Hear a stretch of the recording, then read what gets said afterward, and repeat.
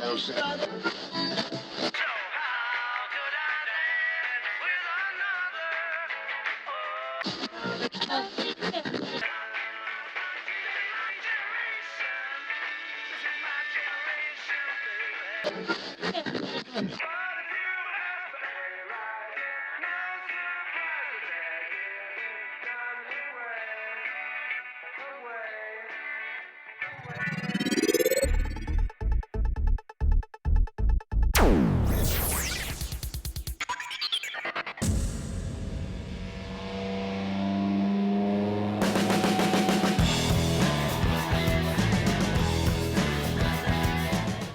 out there to everybody. Hi there, Garrett. Hi. Hi there, Becca. Yeah. And we're off to a good start, y'all. And we're off to a good start. Welcome to first episode with fart jokes. Yeah. Yay! Welcome to the very first episode of a brand new show, Triple Threat. And the reason why the show is called Triple Threat is because there are three of us from three different states talking about three different bands, and it's going to be really cool. We're really excited to do this. So say that we're souped. We're very souped. So That's my word. Yeah. So why don't we go ahead and kind of introduce ourselves, since we've already kind of, established what our voices are. And we'll start with Garrett. Why don't you introduce yourself to everybody? Hi, my name's Garrett Hicks. I'm currently going to the University of Oklahoma, Boomer Sooner. Doing all kinds of weird stuff, mainly just having as much fun as I can before I go out into the real world. Let's see. Trying to think of other stuff. Oh, I work in Broken Bow, Oklahoma at a little touristy place called the Beaver's Bend Depot. You should come check it out if you're in southeastern Oklahoma. And yeah, I'm 20 years old and I'm still kicking. Nice. We'll throw it over to Becca. Alright, I'm Becca Cristino. I'm stuck in this hellhole that is New Jersey. It is every bit as dull as you would expect, except for the fact that I live in an area right next to New York City. Therefore, there are concerts abound. So if you want to catch me at one of those, you probably will. I do music things, and hopefully we'll have some sort of successful band soon. That would be really nice. I've met the Flaming Lips. I've met the Flaming Lips. I've met the Flaming Lips. Please love me. And 17 and still alive somehow. Nice. Well, you know what, Becca? You may have met the Flaming Lips, but I went backstage at the Who in Tulsa. My two favorites are dead. I don't care. Aww. Anyway, and my name is Tom Urrutia. I currently go to school at Stephen F. Austin State University. I'm currently 19 years old, studying theater there.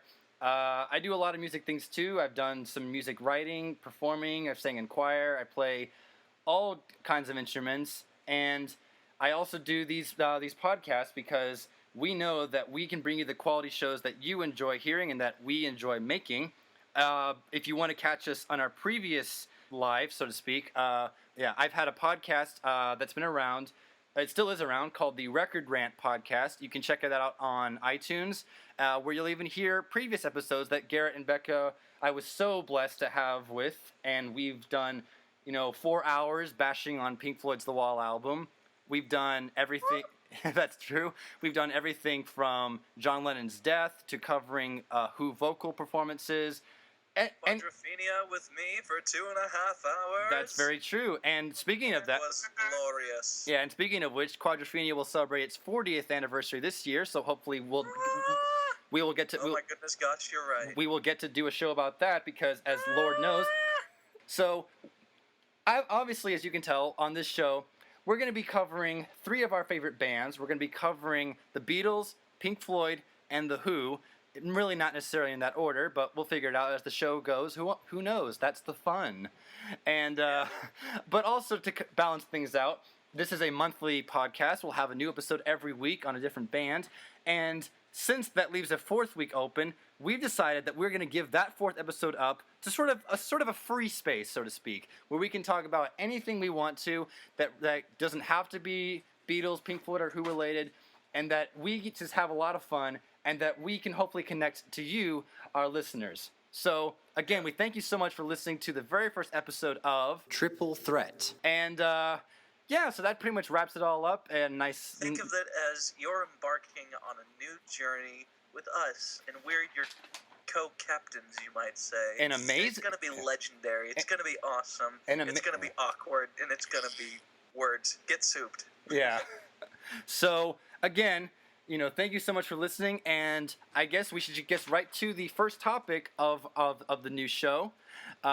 Before we begin, we would like to say to everybody that we will be starting a website for the show where people can leave comments and suggestions and even show topics, because you never know, we might be desperate one time, and we're actually going to need one. Yeah.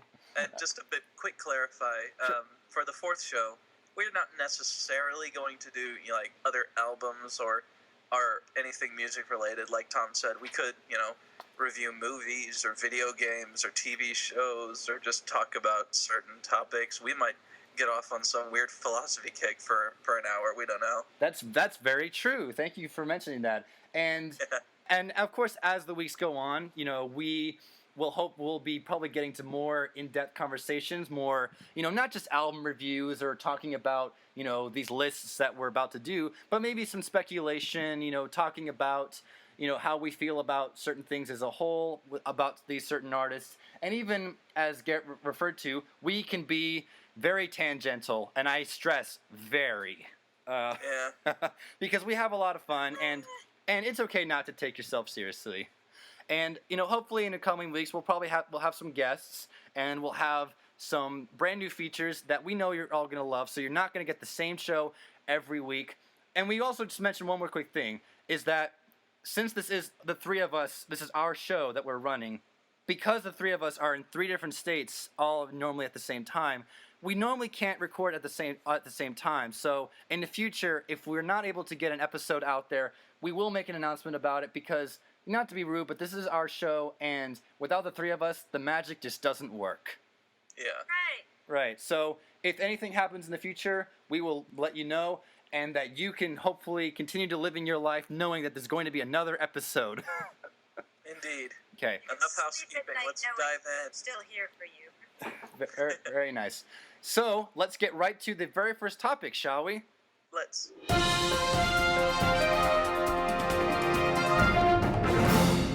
What is it? Okay. So the first topic, we decided that because this is our first show, we kind of need a little bit of an introduction to these bands. Well, we don't need an introduction to the Beatles, the Who, and the Pink Floyd, because let's face it, if you live under a rock, then I don't know why you would have not even heard of these people before. Live under a rock. Oh, because it's rock. Like It's rock music. I mean, all of us, we weren't born fans, as much as we like to say that we are these, huge fanatics. But there were those songs. Very nice. But there were those songs, or there were those moments that maybe pushed us to being the fans and the nerds and the freaks and the geeks that we are today. So, a very simple topic. We've each compiled a list of 5 songs from each of our 3 artists that we personally feel, for us, individually, got us to be fans of the band.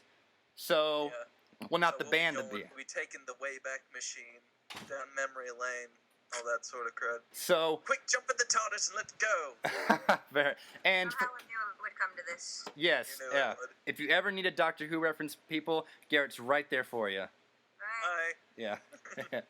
And so let's go ahead and jump right to it. And should we just kind of go in the order of, let's say, should we do the Beatles first, since that's what people know first, or should we do that last? Yeah. I think we should do Beatles first, because for me that was the first thing. Okay, and it makes sense because the Beatles were the first band that I got into. Well, they're the most accessible.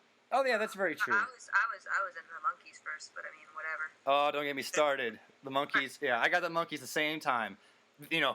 Future show, folks. And Yes. So since Becca, we will. is probably jumping up and down, why don't you give your first song that you feel got you to be a Beatles fan, Becca? Oh crap. All right. Well, not really this song in terms of musicality in particular, But the fact that it was the first song on the Beatles 1 CD, which was like all the number 1 hits, the very first Beatles song that I was ever really exposed to was Love Me Do. Because it was the first song, again, on the Beatles 1 CD, which was always playing in my room from like before birth, essentially. So that kind of got me kick-started on this wonderful album that kind of takes you through all the really high points of their short career.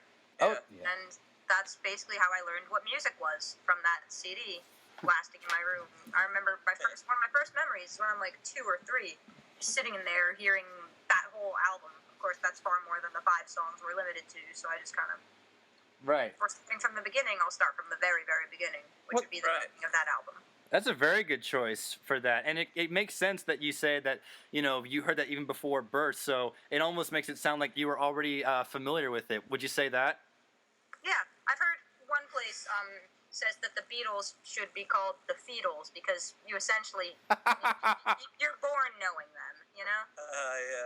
Yeah. Okay. Garrett, what would you say, what do you have first for your first Beatles pick? Well, just as a quick sidetrack, I chose "Love Me Do" as the second song on mine for pretty much the same reason. That it's the first song I really got into the Beatles, because my brother got the 1 CD for Easter one year, and he popped it in one night, and I have a big stereo in my room that I'd never used before then. They popped it in, and we just, you hear the harmonica at the beginning of that, and you just go, yes. What's this? Yeah. You instantly sit up and go, this is good. I like this. There must be more. Mm-hmm. And There's more, like 27 songs more. yeah, and I guess I'll just go with that for right now. I love. What about you, Tom? Well, I gotta say, what you just said, that big stereo, and you hear that song, I would just imagine. I mean, I can hear it now, but the freaking bass on that song, Oh, yeah. coming through that stereo. I mean, oh my lord. I mean, that is some pretty thumping bass work right there. Oh, yeah. Yeah. Again, first episode. It's only like 3 notes. I know, but again, first episode, we're already bringing out the geeks that we are, which is good. People have to remember this. This is what we're establishing here. Yeah, this is the podcast of the geeks. Very nice. The 3 of us, anyway. Yeah. So my first pick is it's probably my first ever favorite song, and it's Yellow Submarine. Because my dad, if you ask him how I became a Beatles fan, this is the story he'll tell you, is that I had a small TV in my room, and when I say TV, it really only played VHS tapes. It doesn't anymore. It destroys them.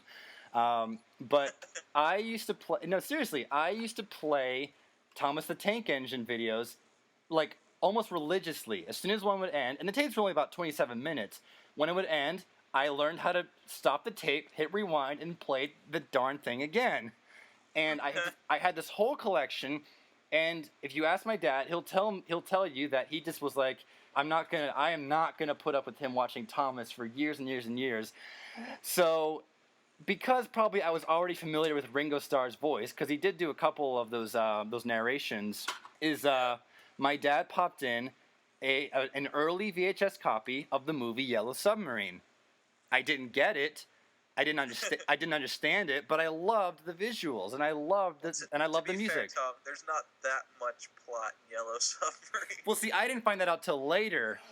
So yeah, so that's at least it's got more plot than Magical Mystery Tour. Oh. But Don't talk to me about that thing. God. Again, that's a different show for another time. Yeah. So I think it's the first really true Beatles song in that film, and just imagine anybody at that age singing that song. I mean, it's I hate to say it, but it's like it's the drug gateway to being a Beatle fan for a kid, because You are correct. it's incessantly catchy. Any kid can bop along to it. I mean, when I had the privilege of seeing Ringo Starr in concert, my dad and I, because we are the geeks, we heard it so many times, we memorized almost all of the sound effects in the middle, and we shouted them out during the song.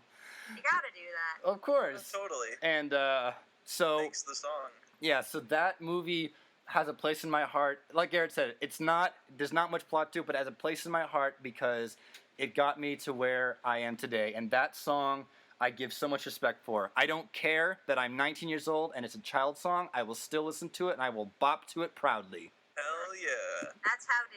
Okay, so song number 2, Becca, what do you have? Woohoo! Get it? Song 2. Oh, very nice. I got it. Okay. My next song is Something. Because to me, the Beatles have always been one of those bands where, like, you go through, you're gonna go through phases with them.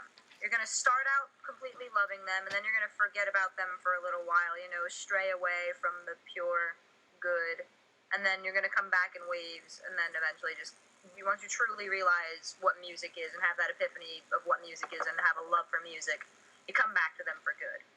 Mm-hmm. My second voyage back to them, before fully appreciating everything, was hearing multiple versions of Something in different places, and at the age of 10 or so, ultimately reaching the conclusion that it is the best love song of all time.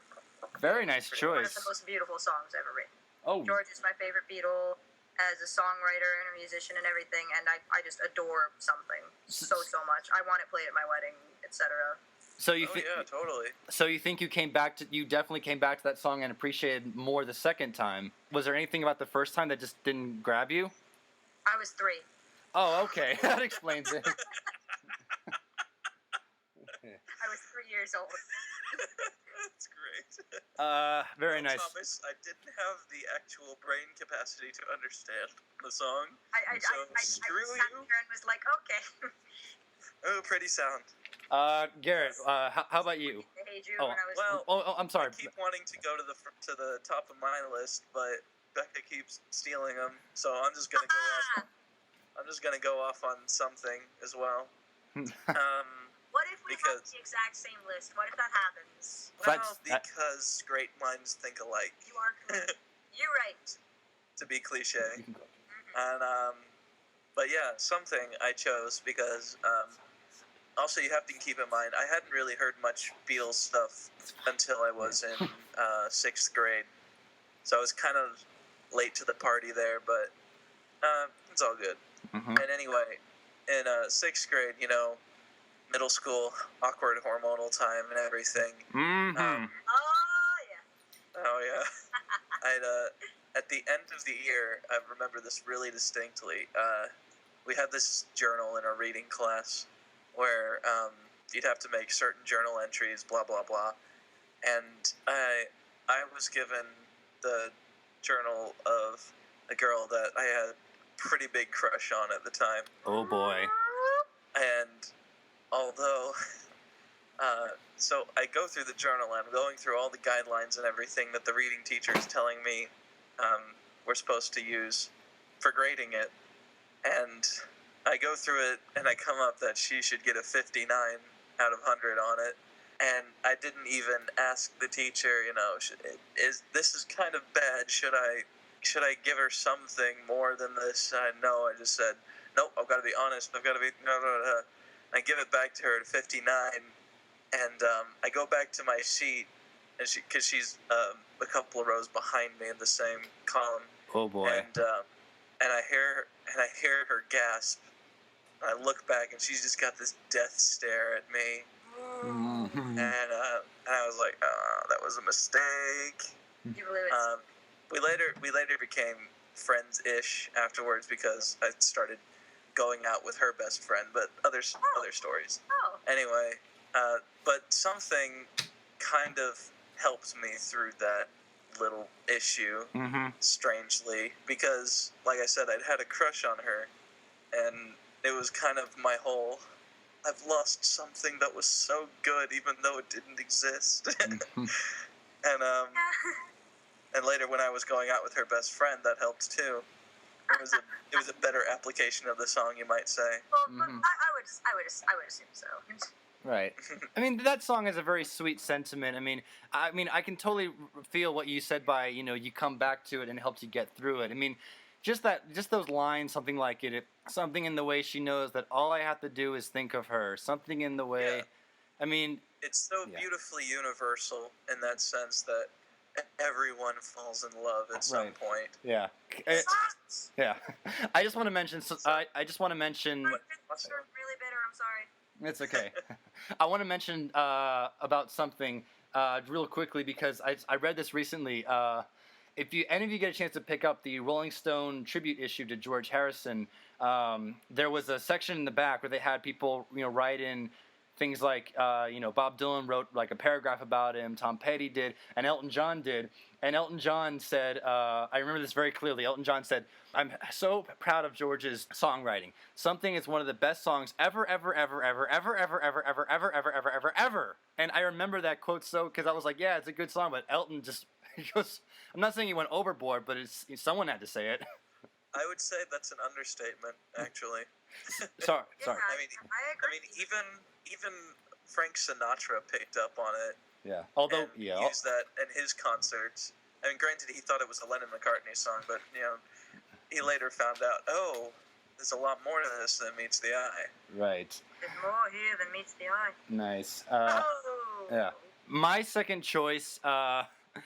Okay, I don't want to hog up too much from Yellow Submarine because when I got the movie, Small Yellow Submarine, isn't it? it pretty much is. When I got the movie, I got the soundtrack when it was re-released in '99, and my dad bought the new VHS copy, which had a couple scenes put in, and the revelation for me was seeing a brand new Beatles song, "Hey Bulldog."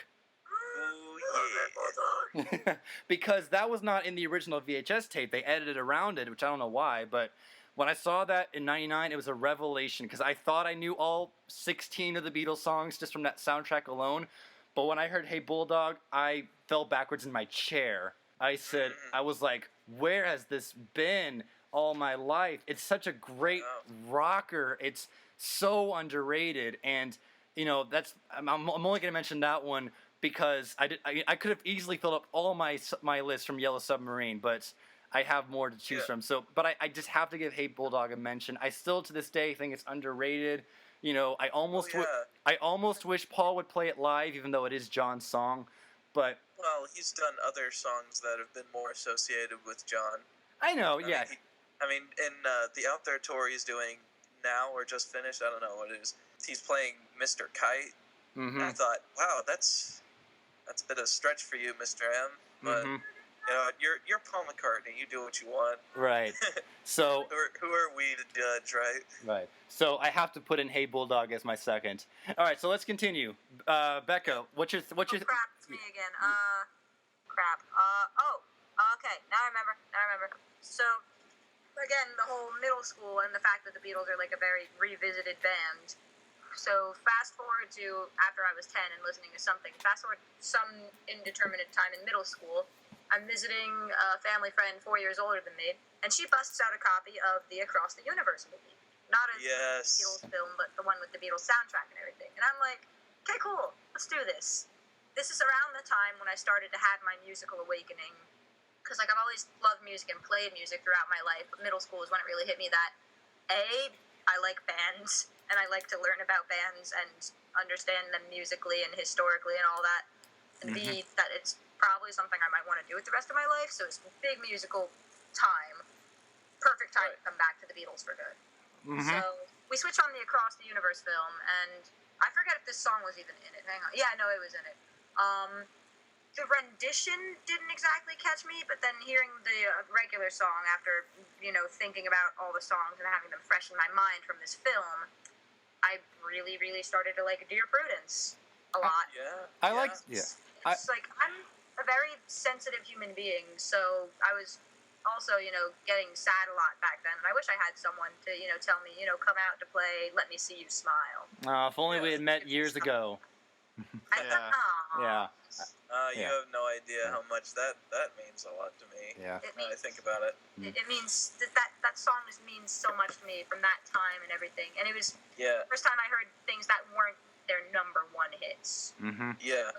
Standard, hey, this is a Beatles song that you hear everywhere all the time being dressed. Pretty much. Right. Like, hey, this is a song by the Beatles that's really, really good and makes you think about stuff. Quick note. Say what you anything like that before. Yeah. quick note, say what you will about the Across the Universe film, the soundtrack is badass. It really is. I actually really like that version of Dear Prudence. When we say about Dear Prudence, I just want to mention: have either of you ever played Rock Band and played that song? Beatles Rock Band is what got me started playing the drums, actually. Well, I gotta say, when you put on Rock Band and you put on Dear Prudence, to hear it in 2009 with a clean opening, without the airplane fading in, I was like, wow. So Garrett, why don't you give us your next song? Okay. Trying to think how exactly this goes down. So, before I listened to the one CD, my brother, who got the CD for Easter, like I said, was in his 5th grade program in elementary school, where we would do a big sort of musical thing, and we would dance and stuff. I did Disney.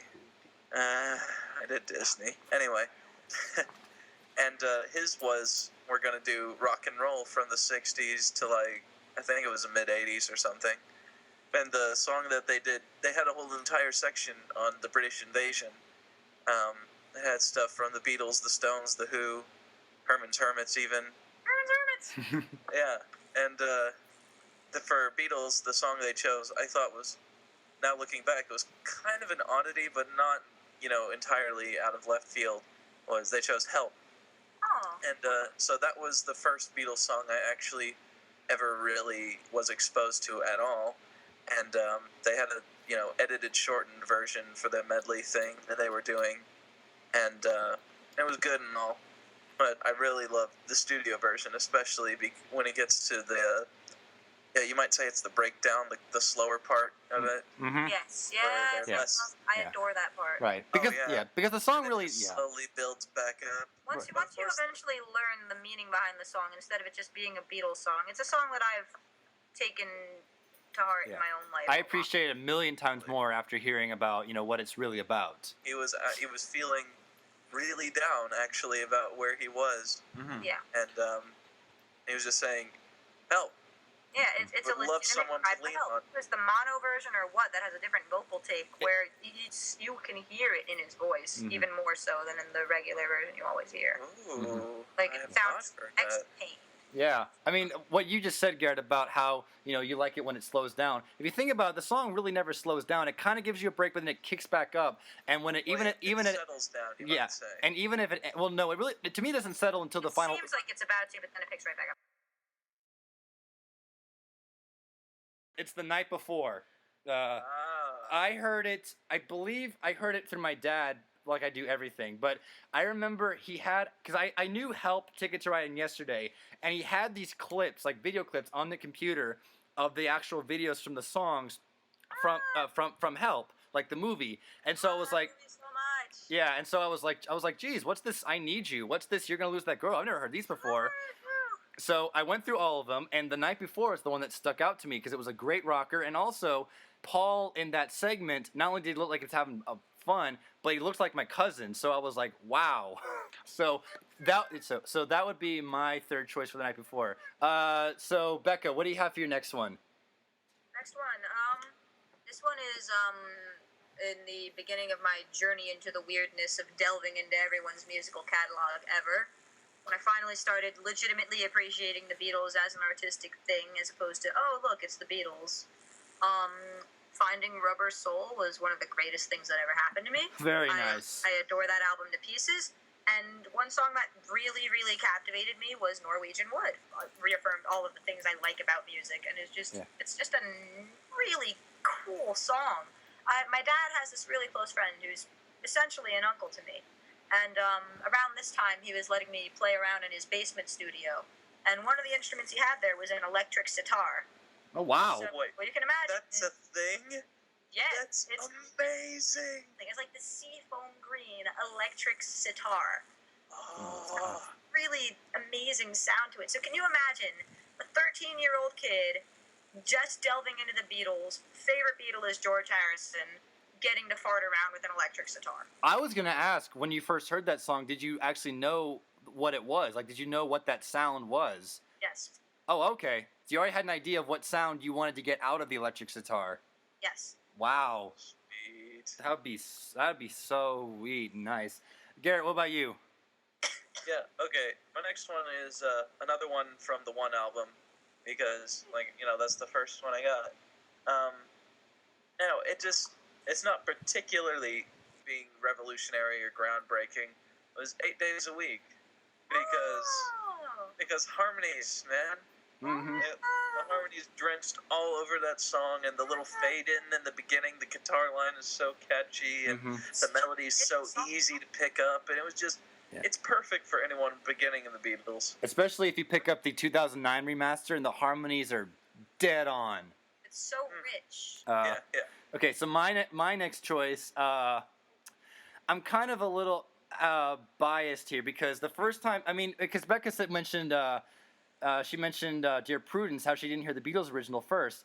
First time I heard Getting Better was not the Beatle version. It was by, of all people, Smash Mouth.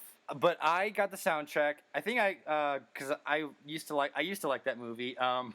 And I opened the booklet, Getting Better, and I see written by John Lennon and Paul McCartney. And as a young kid, I'm going, these guys sound familiar. Where do I know these guys from? They were in that band that one time, and so that same year for Christmas, my dad bought me which I still have, my original copy of Sgt. Pepper's on CD. I went and played that track, and as a young kid, I was like, the Beatles are singing about school teachers? They know my life!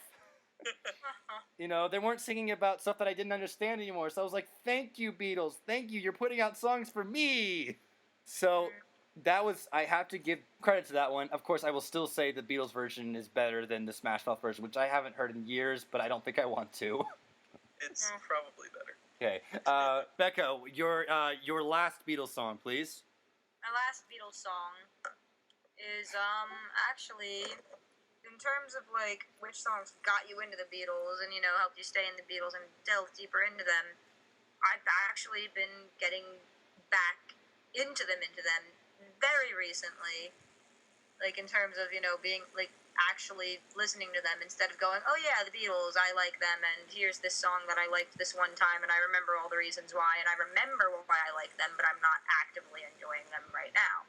Yeah. And then I went through a very weird spell in my life, felt like absolute crap, the worst I've ever felt in my life, actually, and stopped doing music, stopped doing the thing that I love. And I've been trying to fix that and remember all the things I like about music and life, and therefore, hearing Tomorrow Never Knows. Ooh. And thinking of the weird noises that I want to make. Yeah, no kidding. What I want to do with music. It's magical what music can do, and Tomorrow Never Knows is just such a weird, cool song. Oh, yeah. It has the power to do something like that. Like, I was ready to do some shit to myself this year. And it was bad. And the songs remind me of just cool things.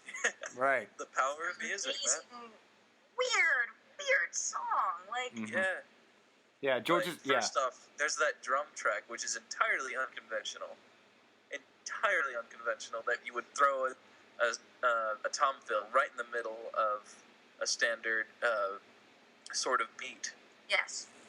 And just keep repeating the same thing over and over, and then the way that John sings the vocals, and it's just I love how it's all in one chord too. I adore how the vocals are done. Mm-hmm. The only thing that I think could make that song slightly better, and it's just my preference on it, was if Phil Collins was halfway drumming through the song, double tracked a harmony to himself. That would be kind of cool. It's so easy. I do it by myself in the car all the time. Mm-hmm. It's kind of intriguing, Becca, that I just want to bring this up real quickly. That you said it got you, back into, the Beatles again with Tomorrow Never Knows. If you guys remember, there was an episode of Mad Men which actually ends with Don Draper listening to the song because he's trying to figure out the young crowd, and he doesn't get it, and he ends up switching off the song, which reportedly the Beatles got $250,000 to use it. So yeah. I find it kind of funny that the song works for some people, but it doesn't for some. But you know what? Those people are square. They aren't hip, yo. They ain't happening, as they say. Okay, Garrett, what's your last Beatles tune to pick?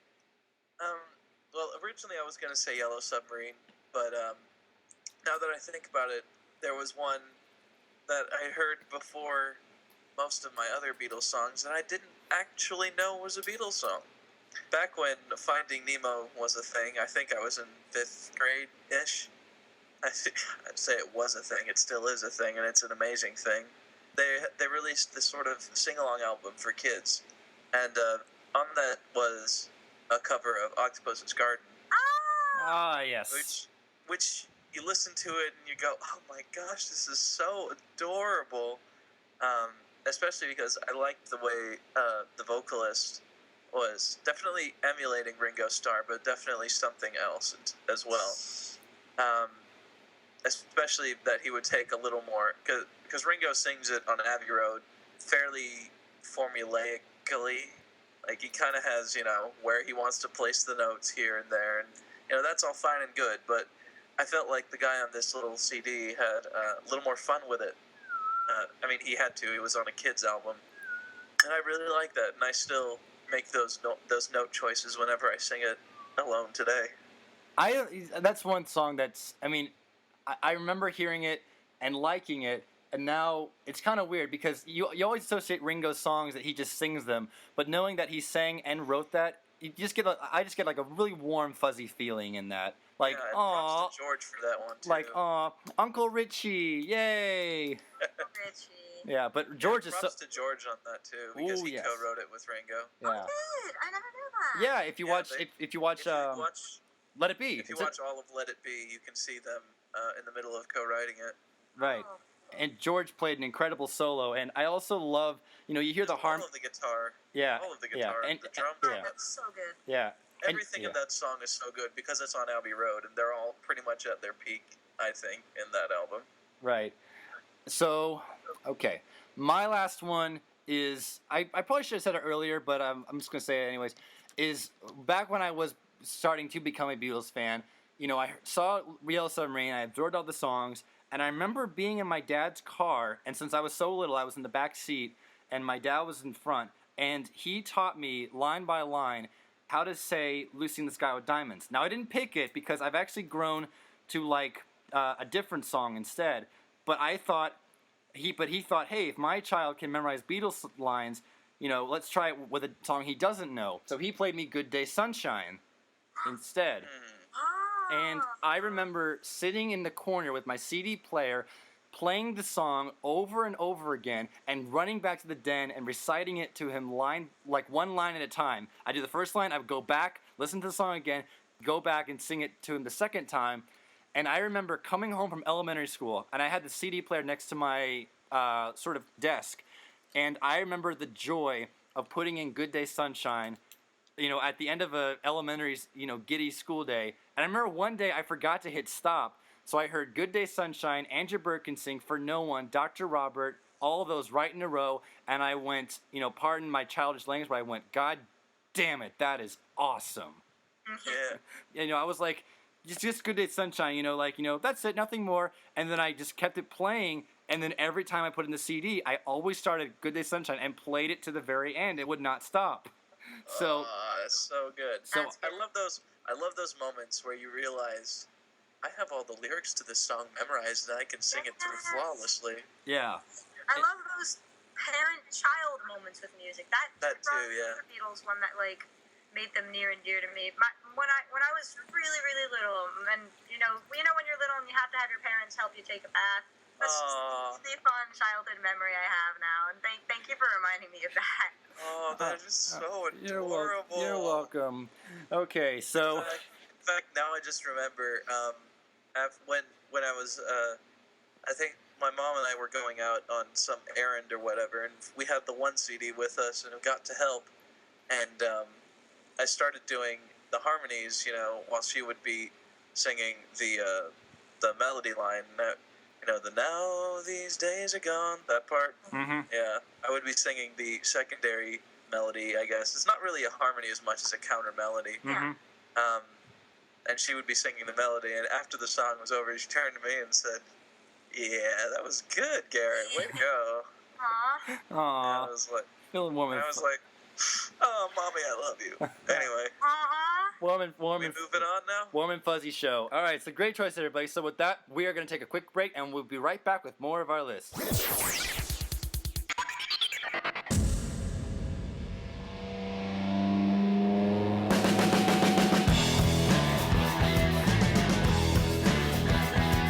Hey everyone, it's Tom from Triple Threat, here to say thank you for listening to part 1 of our special 3-part premiere episode.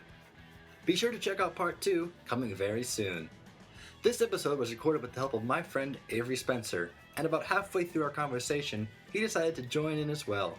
So, as a special bonus, since Avery was edited out of the episode, here he is joining the members of Triple Threat as he discusses the 5 Beatles songs that got him to be a fan too.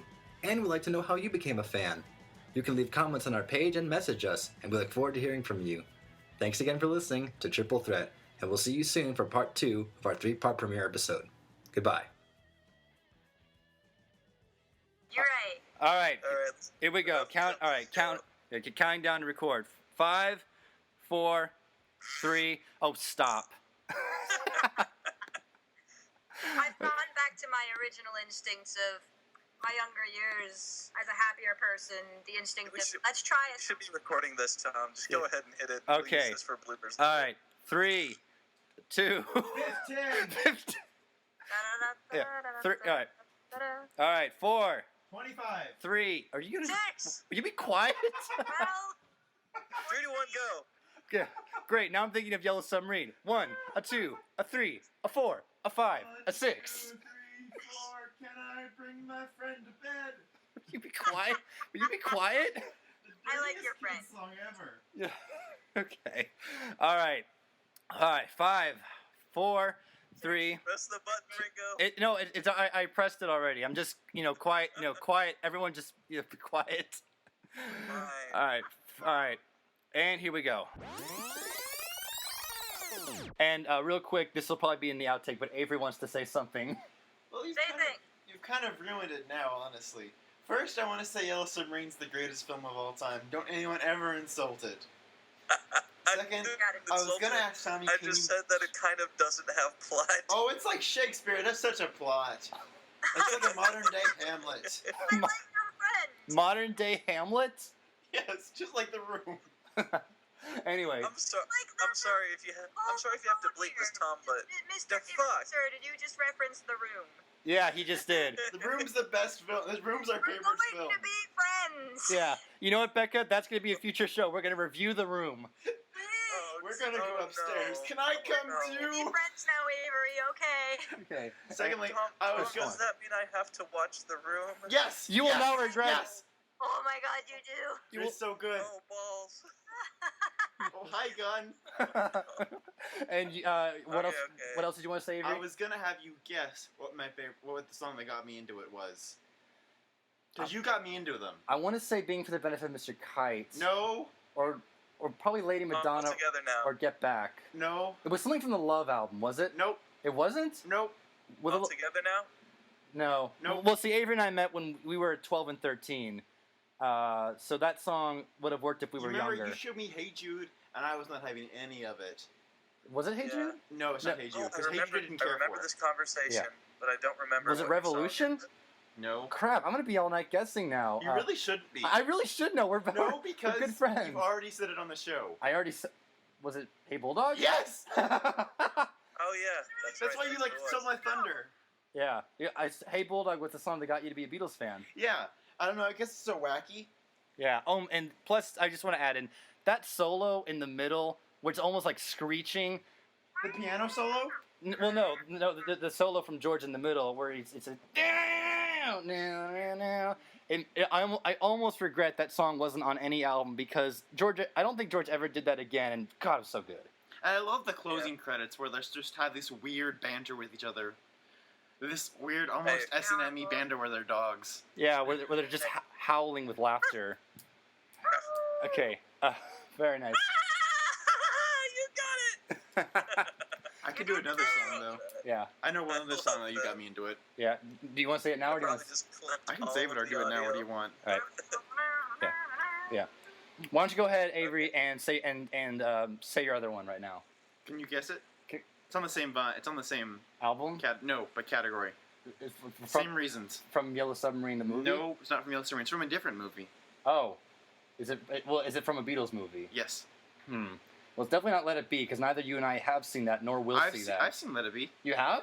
I've seen all of them. But it's not good, but I've seen it. Let It Be's I've seen okay. bits and pieces of it. It's Yeah. I've seen the entirety of this movie, and you haven't. Magical Mystery I have. Tour? Yes. You've seen Magical Mystery Tour? Yes, it's terrible. It's one of the worst films I've ever seen. Have you guys actually watched the entire thing? Yes. I got to the skipped. part with flying and had to shut the fucking TV off. I watched all of Magical I Mystery got to this. Tour I got to the. except- I got to the breast. The what's he? What do you call it when they dance naked? Burlesque. I got to the Stripper. burlesque scene. I There's a saw all of stripper. it. Yeah. There's a They called burlesque her scene in it. stripper in the credits. In the That's a credits, they stripper. called her a stripper. Yeah. There was a stripper in it. So it's Yep. from that. That's when I lost my shit and skipped ahead. It's from that film, though. It's from that film. Oh, I know this. I know this because you did a project on this. Fool on the Hill. No, What? it's on the same vine as Hey Bulldog. What song would you associate with Hey Bulldog on that album? On that Is it album? Walrus? Yes. I'm the Walrus. Yes, I love I'm the Walrus. Walrus. That got me into the Beatles. Okay. Yeah, it did. That's one of the ones that got me back into them, but I didn't put it on my list. Oops. That's okay. We'll save it. Because All right. I didn't. It took me years to get into the serious stuff. Like it's all the wacky stuff that I got into at first. Right. Oh, It took me Totally. years before I appreciated something or Here Comes the Sun or Well My Guitar. Right. Yeah, because I did Yellow Submarine, and Hey Bulldog. Those are not exactly the most deep songs in the world. I'm like painting my nails and like on Tumblr. Hold on. Crap. We are not your top priority right Your now. face spacing. No, you guys are always On the my My top Book. priority. Go You guys are on. always my top priority. I will Sure. stop it. No, I'll derail you. stop it. I love you guys. Yeah. Okay, Quick note: say what you will about the Across the Universe film, the soundtrack is badass. It really is. I actually really like that version of Dear Prudence. I hate Bono on that soundtrack though. Bono, Okay, yes. I love you too. I agree there. I love you too, but I hate Bono on that soundtrack. I totally know what you mean. I don't like Bono. He's miscast. He's miscast. I don't know about the performance, but vocally I he's don't- miscast. Well, I don't know about that, but Because I thought he honestly, was Jim cast Carrey does okay, better but I'm the I've Walrus never than he liked does. I've never liked the way Bono sings because he sounds like he's singing only for himself and for no one else. No, to me. I like it, but it's hard to put him on someone else's song. He That's sings his true. own songs very well, but there aren't that many good covers with him. Interesting. the house is very green. When we say about Dear Prudence, I just want to mention: have either of you ever played Rock Band and played that song? Beatles Rock Band is what got me started playing the drums, actually. Well, I gotta say, That's what made me realize I can't play the drums. but I gotta say, Technical problem. yeah, but I gotta say, when you put on Rock Band and you put on Dear Prudence, to hear it in 2009 with a clean opening, without the guitar, without the airplane fading in, I was like, wow. That's listed on that track. It's the airplane's on. Is that on? Is the airplane on Dear Prudence? I thought it was Yeah. back in the U.S. Well, back in the This U.S. was the end of that going into that. Sort of like how Hey Bungalow Bill has the Hey Ho to While My Guitar. Yeah, Okay. but I'm saying if you play Dear Prudence on Rock Band, you don't get the airplane sounds. Hello? I'm still here. Are you back? Yeah, Yeah, Okay, I guess I just dropped out for a minute there. that's okay. It's still clear. I was just gonna make a point. There's, I love it because there's a really beautiful version John Lennon did. I think near the end of his life, it was in one of those bootleg tape type things that released after his death of a slow version of Help, where he's on the piano, and it's gorgeous. That's the version I used to listen to more than the Beatles version. Mm-hmm. I'm gonna have to find that. It's on. What was that? Who was that friend he has that hosted that old show? Oh, the Lost Lennon tapes But with, who was- with Elliot Mintz. No. He's a more famous guy. Oh. What's his name? I don't know. Starts with a D. Dennis. No, that's not him. Well, anyway. I don't know. But yeah, so Random thoughts. Yeah. I think a big Yeah. Though recently the fast version, the original's growing back on me again. right, and I do, yeah, totally. I do agree on That that. whole album's growing back on me. That album's underrated. Help? Oh, definitely. Yeah. Which actually segues into Because that kind of gets forgotten in between the early stage and the new stage with Rubber Soul. I love. That's sort of like a gap point, and it gets forgotten. I love that album. I always wanted a house like their house in that movie film, especially where there's a little Yes. and you got Hydra Level, there's like a little Sunken bed. hole in the floor that Ringo sits in, and I've always Yeah. wanted that. I love that bed. He's just kind of sitting there, just sort of tapping the tambourine. There's like this chair and a hole in the Just, floor. Oh, Ringo. Yeah, Love Ringo. yeah. Avery, do you have another song you want to say? The next song So actually he's goes. just sitting in now? Is Pretty- that it? Tommy said I could. Yeah, Hey, Tommy. He can't. We're a free show.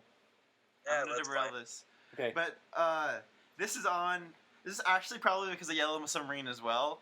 It's an album you bashed earlier. The actual title track for Sgt. Pepper is on that fun vibe that I first got into them, and something about that is so catchy.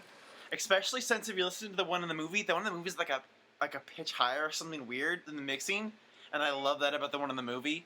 And it's like a badass scene where they kick them out with song. That's true. Yeah. On the beats of 1, a 2, a 3, a 4, a 5. Well, no, because remember, like they count to 6. It's like, hey, can we just keep it at 3? Anyway, I want to see that film again so bad. me too. Also, there aren't really 8 days in a week. There's only 7. Beatles lied to me. Shut up. You are correct. Well, I was actually surprised that learning later, the Beatles never performed it live as a group, despite that it was a #1 single during their touring days. Maybe because of the Didn't know harmonies, that. because whenever you see an interview, they complain that they couldn't hear each other. That's actually That actually true. doesn't surprise me, considering that'd probably be hard for them to do live, considering the conditions. That's true because you hear the stories about because you hear the stories about how they did Nowhere Man, and sometimes it worked and sometimes it didn't. And John said like they got worse on stage. Yeah. So I mean, it's nice that Paul's doing it now in 2013, opening his set with it.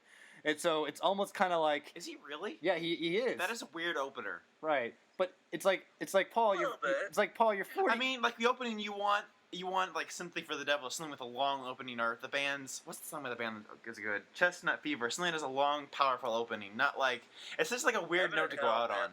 yeah, The Who with Heaven and Hell. Great opener right there. that'd be great. Or even Baba O'Reilly would be a good opener for the Who. Something that has this distinctive, loud opening. Like a long they opening. could, they could walk on stage to. Nice. Yeah. Yeah. Can't explain. Boom. Yeah. Best opener ever, I think. Yeah, we'll get to that. It was by, of all people, Smash Mouth, Boo. who did. Wait. They did that? The Smash Mouth did a cover of "Getting Better" For the film Cat and the Hat, the classic film Cat and the Hat. well, not the animated one, Starring Mike Myers, the live action. the serial killer, not the comedian. Very nice. But I got the soundtrack and First off, if you just let me explain, if you can bleep me out on this, but fuck that movie. Anyway, go on. okay, but I. Avery, did you want to say something? I mean, is that a segue? Yeah, Okay, segue. it's a bad segue.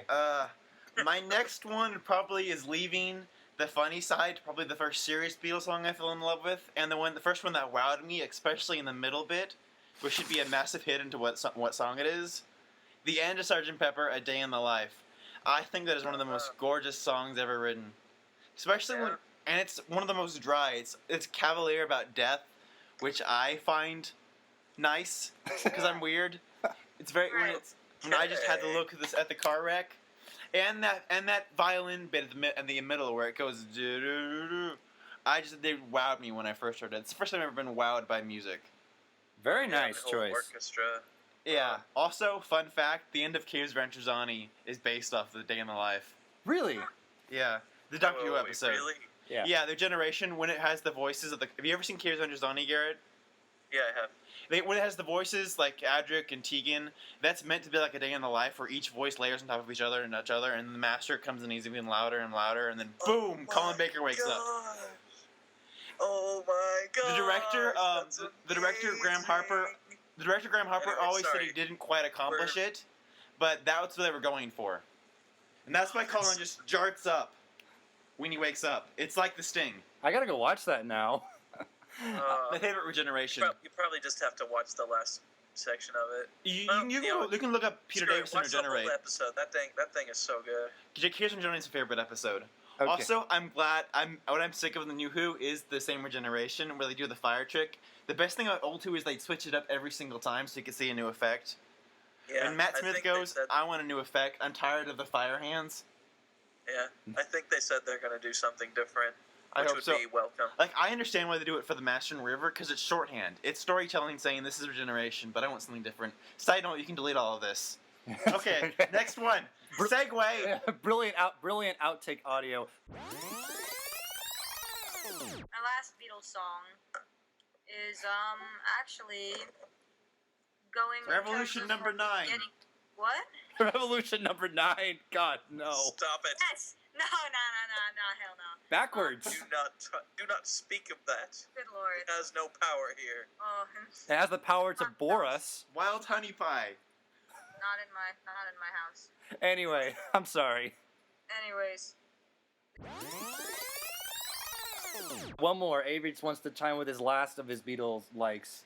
I crossed out 2 different things, and if you just cheated with your 2 choices, don't think I didn't notice that. I may go ahead and cheat too. So, at first... Can I cheat? Sure. Okay, at first I put Here Comes the Sun because it's the first one that made me think... made me realize I love George Harrison. At first I was a John Lennon's camp, but then I moved over to George Harrison's eventually, and I think that was the one that got it. But I crossed that out. between the two a lot. I definitely sit on the border just constantly. Yeah. Yeah. I'm more so George now, but there was a time when it was very much a violent battle between the two. Because I think I've gotten... It's mainly because of George's solo material. Like, I'm obsessed with brainwash and living in the material world. Yeah. Yes. And By the way, when you said violent battle, I just had this strange mental image of, like, if you imagine George Harrison and John Lennon, like, Sgt. Pepper-ish era dress in an anime battle. In an anime battle. I'm like thought imagining that. old Said 60s that, bad like, blue screen okay. battle. Anyway, go on, Avery. Yeah. Then I put You Got to Hide Your Love Away. Because I think that's one of the ones that Yes! got me into early Beatles, and it's one of the first songs I know how to play. I learned how to play because it's Yeah. one of those ones that I teach you because it's simple, like 5 chords over and over again. Yeah. Yeah. But Thank you, Bob Dylan. I crossed that out because there's one song that got me back recently into the Beatles and into the early half of the Beatles, which I never really cared for until then. I would never go listen to the Beatles. I go Rubber Soul on. I would skip the first couple albums until this one, and this happened recently. Ticket to Ride. I don't know why, but I was obsessed with Ticket to Ride for a while. it's a good song to be Yeah. obsessed about. Yeah. It's a good song. I think that's one of Like, I would sing that at Ringo's work best every day. drumming songs. Yes. And it's also, like, a lot of the songs on Help, they're all happy, but it is somewhat fit on that theme. There's a dark undertone to it.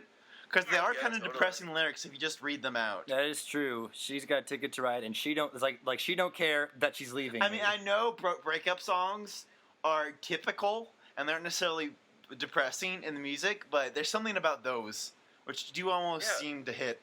I don't know. Okay. Very nice choices from all of us. And the video is awesome of them sliding down the hill. I want one of those sit-down skis.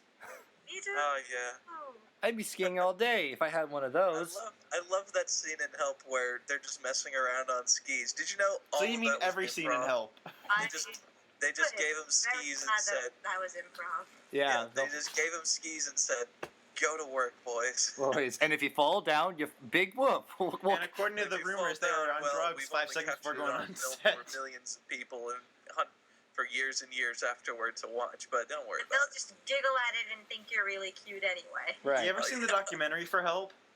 Where they talk about it, What? like they take a toke right before the set, and then they go because they're on break, and then they go like, "It's time to go on set." Crap, we just got high. we literally just started smoking. Learning Yeah. how high the Yeah. Beatles were during Yeah. Help and just everything Yeah. making sense. But you know what?